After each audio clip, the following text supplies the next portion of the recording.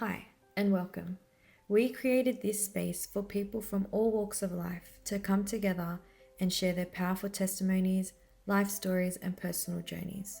Whether you're a teenager navigating life or 50 and fabulous, this channel is for you. Our goal is to create a warm, open, and inspiring community where every voice matters. We believe that through sharing stories, healing can happen, and you just might find a story that speaks directly to you. So sit back, relax, and connect with our amazing guests. We're so glad to have you here. Enjoy! Hi guys, welcome back to Sarah is a Blogger. Today we have Jonas with us. Okay, let's get into it. Jonas! Jonas, tell us a little bit about yourself. As you said, my name is Jonas. I am a caseworker and I work in the youth sector. And I also attend Pentecostals of Sydney in Campsie.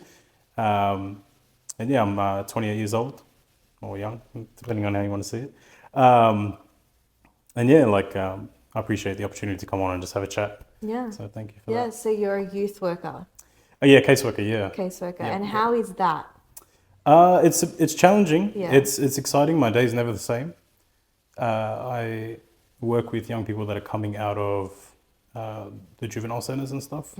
So like I said, each case is different. Each day is different. I never know what my days will look like until the next day. Yeah.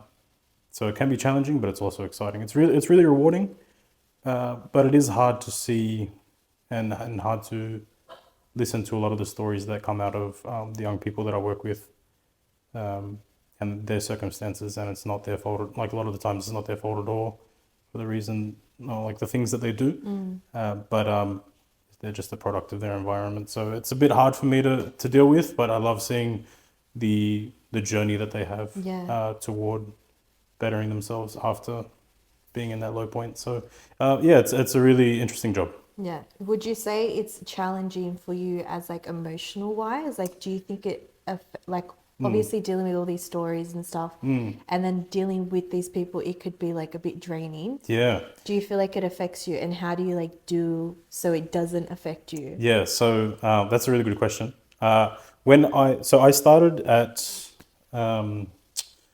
Cobham, which is in Warrington. It's the Youth Justice Centre, where a lot of people were incarcerated. And I started at that job because I needed money. I didn't really care about working with youth or anything like that. And my parents were like, "Oh, this job's available. It's pretty good money. You should apply for it." So I applied for it. I got it. Maybe after a year is when I started to look at the young people differently. I started to feel like a lot of sadness for them and a lot of different emotions in regards to their stories. And then over time, as I've worked there more and more years, I started to get numb with a lot of the things. I'm like, oh, this young person's going through, he's homeless or whatever, or this young person's gone through family relationship breakdown, or domestic violence and things like that. And that became normal. That became just like an everyday thing, and it became numb. I didn't really like it's bad to say and it's sad to say, but I didn't care. Yeah. And then I did want to get out into the community, and I did want to help, but the emotional side of things just wasn't there. But I did want to help, so I reached my professional wall in that job, where I was mainly just a security kind of youth officer, just making sure that they did the things they needed to day, but I wanted to progress and do a bit more, and I couldn't do anything else in there. So I looked to working out in the community to see if we can try and rehabilitate and reintegrate back into community. And that's what I did. And even still then, the emotional side of things was still pretty numb. And then I continued to work in the youth sector, still feeling numb, not really feeling any of those emotions or anything. And then I started coming to church. And then I started reading the word a lot more. And those emotions started to flood back in. So I'm pretty much in the period where all of my emotions that I had previously when I first kind of entered that job Yeah. have started to rush Yeah. back in, and really just kind of like it's overwhelming, the things that I start to feel for the young people. I don't even know them, you know, and I read the background and the background report, and I can't help but just get really upset. Yeah.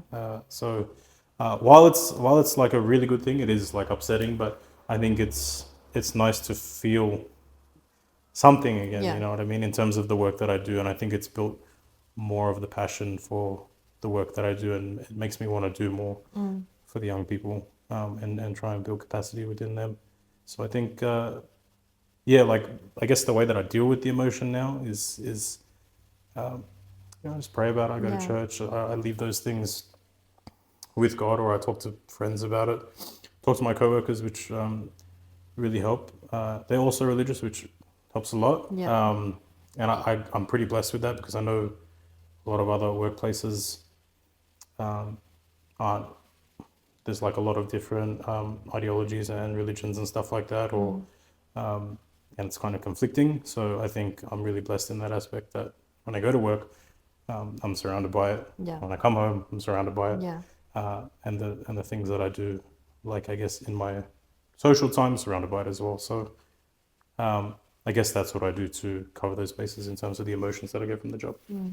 Well, thank you for doing what you're doing. I think it takes a lot of compassion, but not even that. I think it just takes a lot of confidence and strength to do it. Like a lot of people go, oh yeah, it's easy, but to actually be there and to tolerate the things and to listen to them, like I think it takes special individuals to do jobs like that. So good job. I appreciate it. Thank you. And I noticed that you said that obviously before your walk with God or getting serious with God, there was a lack of the emotion. And obviously when you come to God, He really shows a light to all these Yeah. things. While we're on that topic, how was your walk before God? So obviously everyone knows who God is and they say, you know, I'm a Christian and all Yeah. this kind of stuff. How were you before getting serious in your walk? Yeah. So I lived for the world. And do I regret those moments I lived for the world? No. You know, those were times that, you know, I got to experience.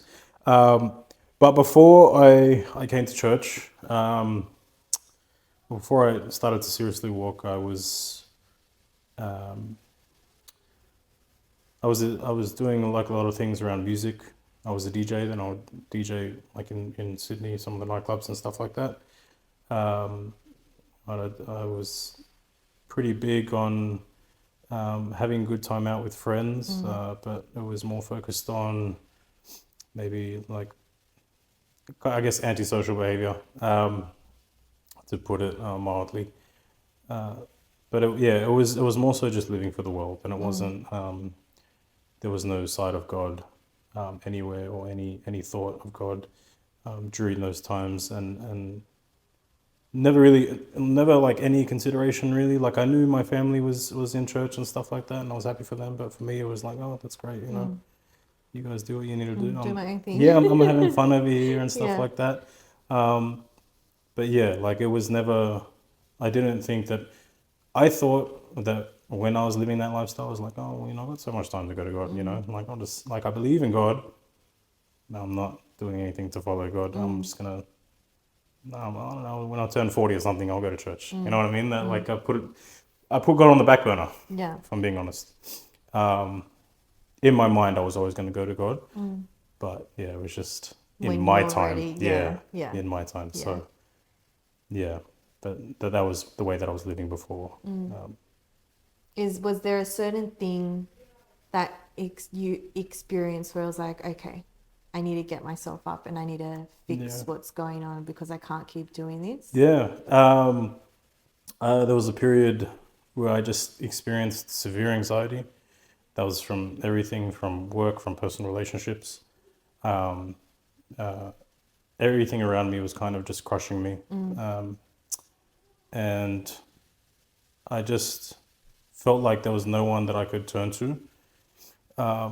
And so I decided one day, like, I just made a phone call to my sister, who has been in church for a while, and I just said, look, I need to come to church.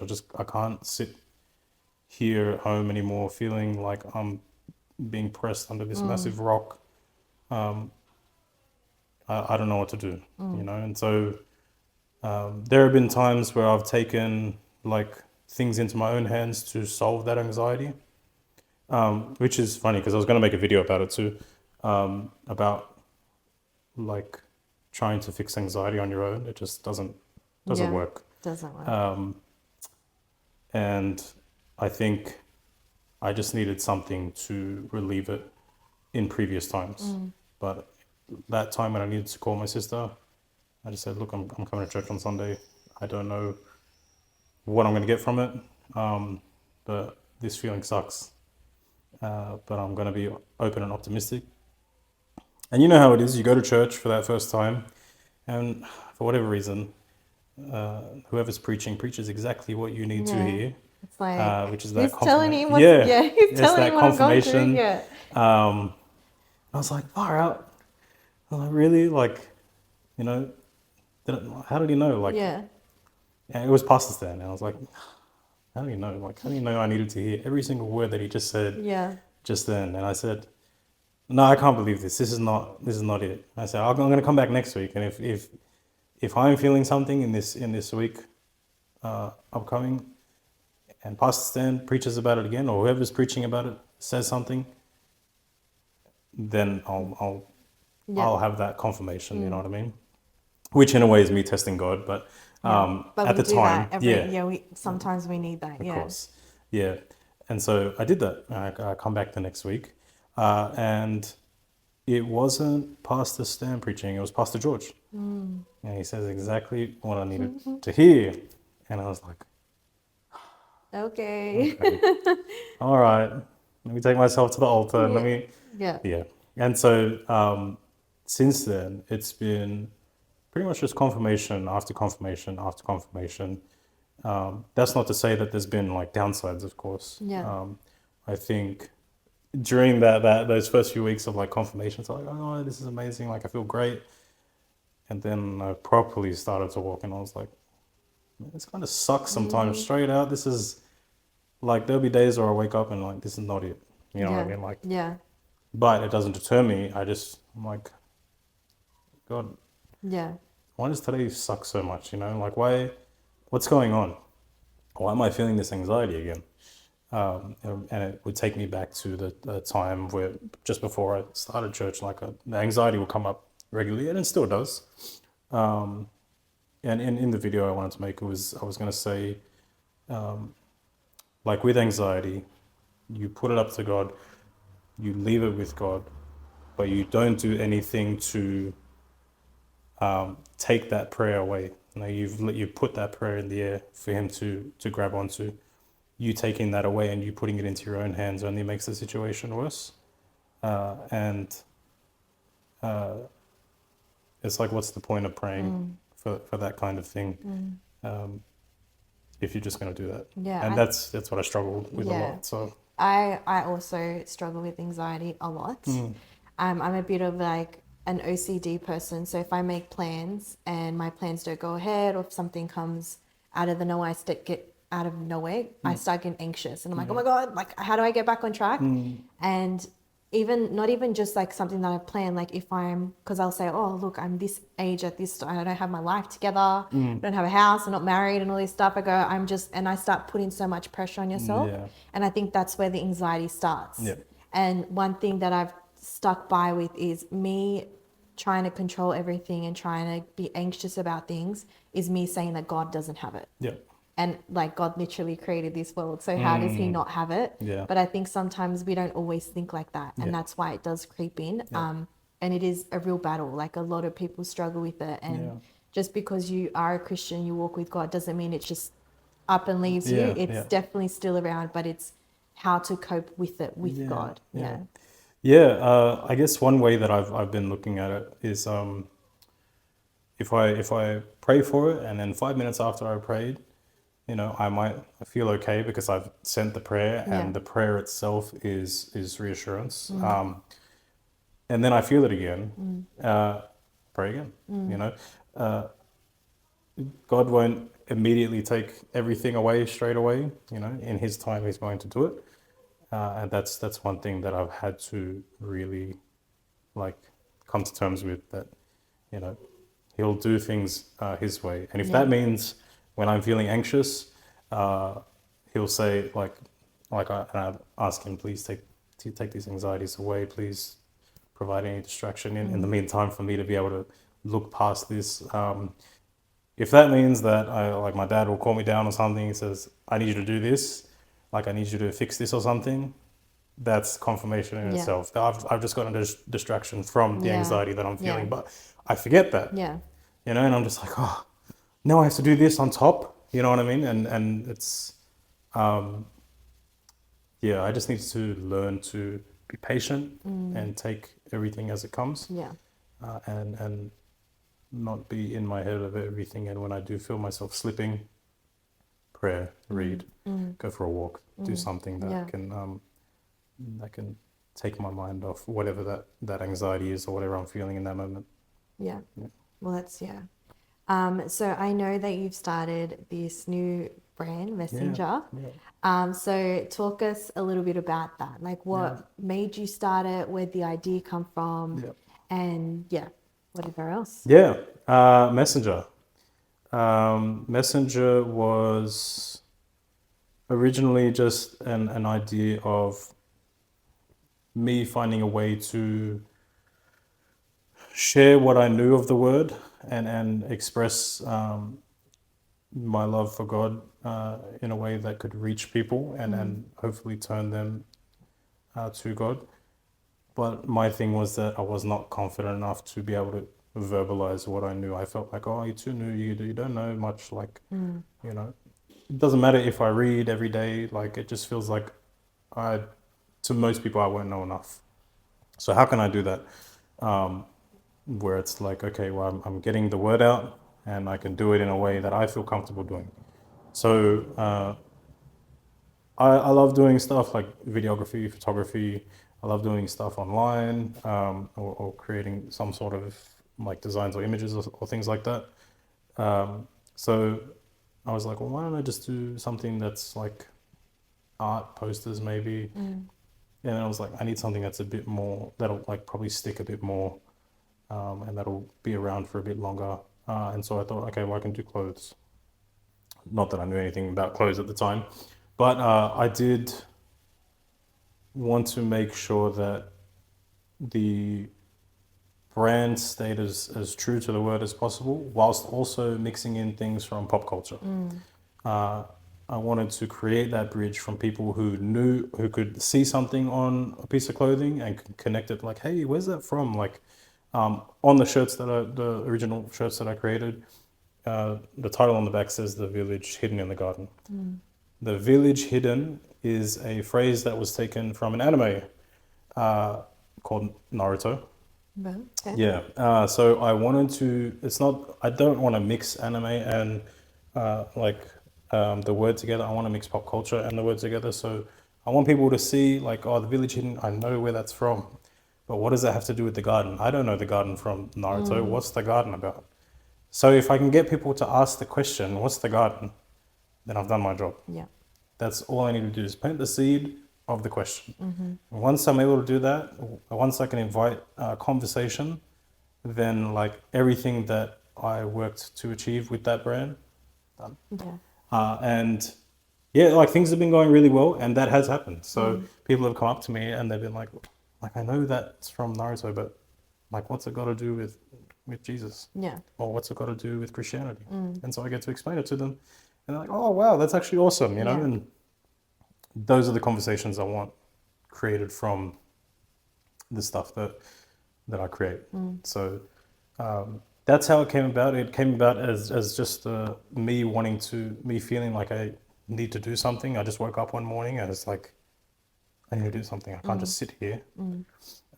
Doesn't matter if I don't know that much at the time, even now, but doesn't matter if I don't know everything. I'm gonna do my best to get the word out. I'm gonna do it the way that I'm comfortable with, you know. Yeah. So yeah, that's how it came about, and then things are going great. We've got the green shirt coming out soon, next Friday. I believe. I need to do an announcement. Briley, please remind me. Yeah, so I got to do an announcement for that, and there's a lot of things coming for winter that I've got coming, and that's going to be dropping all at once. So you won't have to wait piece by piece; Yeah. it'll come out in one go.